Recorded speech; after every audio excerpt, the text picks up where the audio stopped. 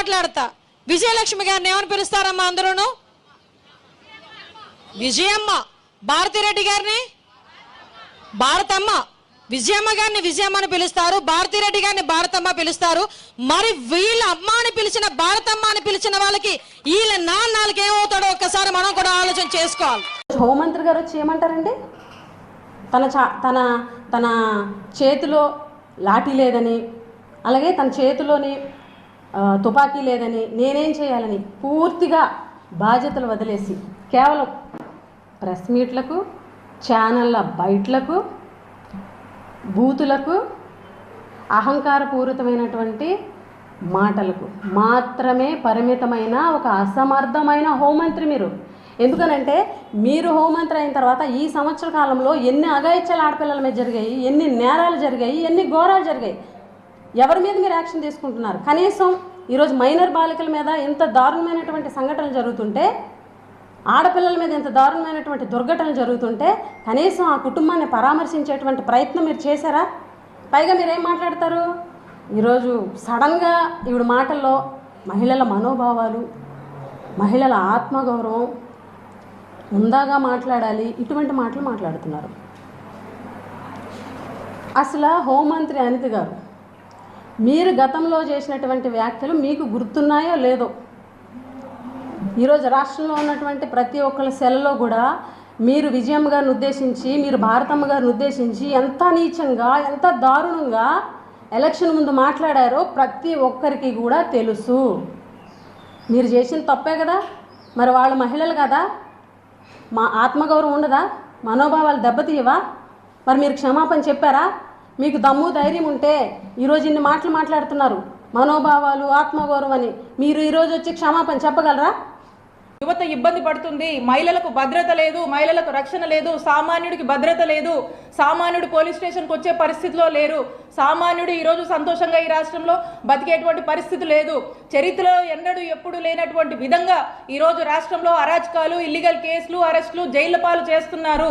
ఆంధ్రప్రదేశ్ రాష్ట్రంలో ఈ విధమైనటువంటి ఒక చూడకూడనటువంటి పాలనని కూటమి ప్రభుత్వం వచ్చాక ప్రజలు చూస్తున్నారు, బాధపడుతున్నారు, ఏడుస్తున్నారు అనేటువంటి విషయాల్ని మీరు చెప్పిన సూపర్ 6, మీరు ఇచ్చిన సూపర్ 7 మీద నిలబడండి, అమలు చేయండి, ప్రజల్ని సంతోషంగా చూసుకోండి, ప్రజలు ఇబ్బందుల్లో ఉన్నారని టీవీ చూపిస్తున్నందుకు ఈరోజు సాక్షి గొంతు నొక్కే ప్రయత్నం చేస్తూ సాక్షి టీవీ మీద ఈరోజు దాడులు చేస్తూ ఉన్నారు. ఇది మనం డెమోక్రటిక్ సిస్టంలో ఉన్నాము. ఈ సిస్టంలో ఇదేనా? ఇలానైనా మనం నడుచుకోవాల్సింది? ఇలాంటి గవర్నెన్సా మనం ప్రజలకు ఇవ్వాల్సింది?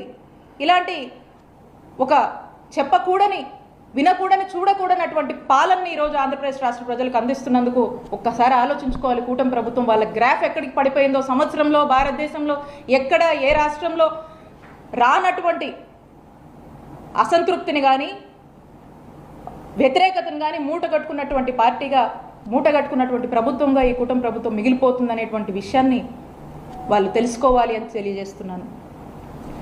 ఈ విధంగా మరి చేస్తూ, ఇదే కాదు, ఎక్కడ చూసినా, ఏ జిల్లాలో చూసినా ఎన్ని అన్యాయాలు జరుగుతున్నాయి, ఎన్ని అక్రమాలు జరుగుతున్నాయి, ఎన్ని అరాచకాలు జరుగుతూ ఉన్నాయి. మొన్న మనం చూసాము, వెన్నుపోటు దినమని చెప్పి రాష్ట్ర వ్యాప్తంగా చాలా పెద్ద ఎత్తున కూడా ఒక 1 ఇయర్గా, ఈ ఏడాదిగా కూటమి ప్రభుత్వం చేసినటువంటి అరాచకాల్ని ఎక్స్పోజ్ చేస్తూ ప్రజలంతా రోడెక్కి వైఎస్ఆర్ కాంగ్రెస్ పార్టీకి పెద్ద ఎత్తున మద్దతుగా వచ్చి ఈ యొక్క పాలనని, ఈ యొక్క ఫెయిలియర్స్ని ఎత్తి చూపించేటువంటి ప్రయత్నం చేస్తూ చాలా ఒక మంచి అద్భుతమైన స్పందన, ఒక ఆదరణ కానీ, ఒక మంచి ఇదిని కానీ ఈ ప్రోగ్రాం వల్ల వచ్చి ప్రజలకు కూడా ఒక నమ్మకం వైఎస్ఆర్ కాంగ్రెస్ పార్టీ మీద ఇంకొంచెం పెరిగి, అలాగే ప్రస్తుత హోంమంత్రిగా ఉన్న వంగలపూడి అనితమ్మ గారు ఏమాత్రం కూడా మరి కేర్ తీసుకోకుండా, వారి గురించి పట్టించుకోకుండా అనవసరమైన విషయాలు, అంటే టాపిక్ని డైవర్ట్ చేసే విషయాలు, డైవర్షన్ పాలిటిక్స్కి చక్కగా తెరలేపుతున్నారు. మొన్న జూన్ 4వ తేదీన, అంటే వీరు అధికారంలోకి వచ్చి సంవత్సర కాలం అయింది. ఈ సంవత్సర కాలంలో జరిగిన వైఫల్యాలు ఇవన్నీ కూడా ప్రజలు చూస్తున్నారు కనుక వాటిని డైవర్ట్ చేయాలి. ప్రజలు వాటి మీద దృష్టి పెట్టకూడదు. వీరు ఏది మాట్లాడితే వాటి మీదనే ప్రజల యొక్క ఫోకస్ ఉండాలనే విధంగా వీరు మీడియా ముందుకు వచ్చి మరి ప్రెస్ మీట్లు పెట్టి మాట్లాడడం జరుగుతుంది. నిన్నటి రోజున ఒక ప్రెస్ మీట్ పెట్టారు ఆవిడ. కనీసం మాట్లాడినప్పుడు ఈ రోజున నేను ఏదైతే తన్మయ్ గురించి మాట్లాడుతున్నానో ఆ అమ్మాయి గురించి ఒక్క మాట మాట్లాడలేదు ఆవిడ, హోంమంత్రిగా ఉండి. అలానే మొన్నటి రోజున ఇక్కడ మన పశ్చిమ గోదావరి జిల్లా ఆకువీడులో ఒక మైనర్ గర్ల్, 8 years గర్ల్, ఆ అమ్మాయి ఇబ్బంది పడింది. ఆ అమ్మాయి మీద రేప్ అటెంప్ట్ చేసిన అతను తెలుగుదేశం కార్యకర్త, వృద్ధుడు. అతను ఈ రోజు వరకు కూడా అక్కడికి వెళ్ళి ఆ అమ్మాయిని కనీసం ఈ ప్రభుత్వం తరపున ప్రతినిధులు ఎవరు వెళ్ళి ఆ అమ్మాయికి సాయం అందించింది లేదు.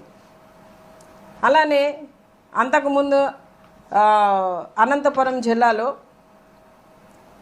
ఒక అమ్మాయి 6 నెలలుగా 7 టీనేజ్ బాయ్స్ ఆ అమ్మాయిని బంధించి ఇబ్బంది పెట్టి అది పోలీస్ స్టేషన్ వరకు వచ్చినా కూడా కేసు ఫైల్ చేయని పరిస్థితి, వాళ్ళ మీద యాక్షన్ తీసుకోని పరిస్థితి ఈ రాష్ట్రంలో కనబడుతుంది. వీటి గురించి ఏమీ కూడా మరి అనితమ్మ గారికి కనిపించట్లేదు, పట్టించుకునే పరిస్థితి అనితమ్మ గారు లేరు. ఎందుకనంటే ఎంతసేపు కూడా ఆవిడ జగన్ గారిని తిట్టడం, భారతమ్మ గారిని తిట్టడం, ఇంకా ఇదే ఒక టాపిక్ ఆవిడకి. రాష్ట్రంలో శాంతి భద్రతల గురించి పట్టించుకునే పరిస్థితి లేదు.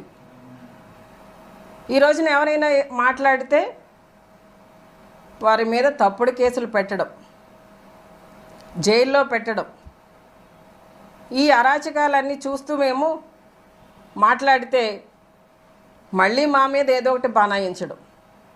ఇప్పుడు ఎగ్జాంపుల్ మొన్నటి రోజున సాక్షి ఛానల్లో ఇంకా హోమ్ మినిస్టర్ అనిత గారు అయితే దళిత మహిళ, ఇంతవరకు ఒక దళిత మైనర్ అమ్మాయి పైన ఇటువంటి సంఘటన జరిగినా కూడా ఇంతవరకు ఆమె ఎక్కడ కూడా ఒక్క స్టేట్మెంట్ ఇవ్వలేదు.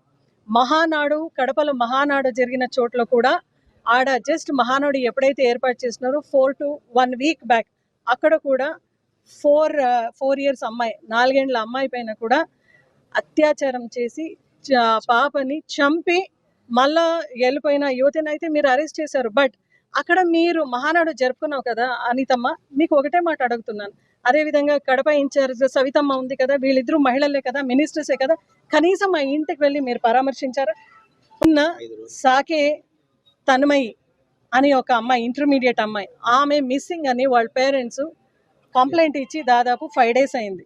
వాళ్ళు డైలీ వెళ్తున్నారంట, పేరెంట్స్ వెళ్ళి పలానా వాళ్ళపైన నాకు అనుమానం ఉంది సార్, దయచేసి మా అమ్మాయి ఎక్కడికి వెళ్ళింది ఏమి చూడండి అంటే, చూస్తాం ఉండండి అమ్మా, ఇంకా మేము ఫోన్ కాల్స్ ట్రేస్ చేయలేదు, మేము ఇంకా అది చూస్తున్నాం ఇది చూస్తాను అని వాళ్ళు డిలే చేసినారు. కాబట్టి ఈరోజు ఆ అమ్మాయి తల్లిపైన బీర్ బాటిల్ తీసుకొని కొట్టి మళ్ళా అమ్మాయిని చంపే కార్యక్రమం జరిగింది. ఏది చేసినా కూడా ఒక 2 రోజులు అపోజిషన్ వాళ్ళు మాట్లాడతారు, మన రాజ్యం మందే అని మీరు అనుకుంటున్నారు.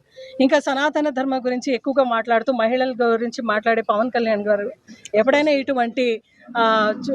ఇటువంటి ఒక పరిస్థితులు కనపడితే అత్యాచారాలు కానీ అఘాయిత్యాలు కానీ అసలు ఆయన మాట్లాడే పరిస్థితిలో ఉండడు. ఇంకా బీజేపీ వాళ్ళు ఇది మాకు సంబంధం లేనట్లు ఉంటారు. దీనిపైన యాక్షన్స్ లేదు, కనీసం హోంమంత్రి గారు ఒక స్టేట్మెంట్ లేదు, దీనిపైన చంద్రబాబు నాయుడు గారు ఎక్కడ కూడా ఎటువంటి ఒక చర్యలు తీసుకోలేదు. మహిళల ప్రాణరక్షణ, మానరక్షణ, ధనరక్షణకు ఎక్కడ విలువ లేని ఈ ఒక వ్యవస్థలో నిజంగా ఈ ప్రభుత్వం మనకు అవసరమా అనే క్వశ్చన్ను వైఎస్ఆర్సీపీ పార్టీ తరఫున, క్యాడర్ తరఫున మేమందరూ కూడా ఈరోజు ఎన్డీఏ అలయన్స్ని అడుగుతున్నాం. ఖచ్చితంగా వాళ్ళు దిగి రావాలి, దీనికి స్పందించాలి. ఇంకా ఎక్కడ కూడా మీరు జాగ్రత్తలు తీసుకొని ఇంకా నెక్స్ట్ కమింగ్ డేస్లో దీన్ని పరిపూర్ణంగా మీరు దీనికి ఫుల్ స్టాప్ పెట్టే విధంగా మీ యంత్రాంగం ఇప్పుడైనా, పోలీస్ యంత్రాంగం ఇప్పటికైనా మీరు మేల్కొని పని చేయాలి అని హోమ్ మినిస్టర్ గారికి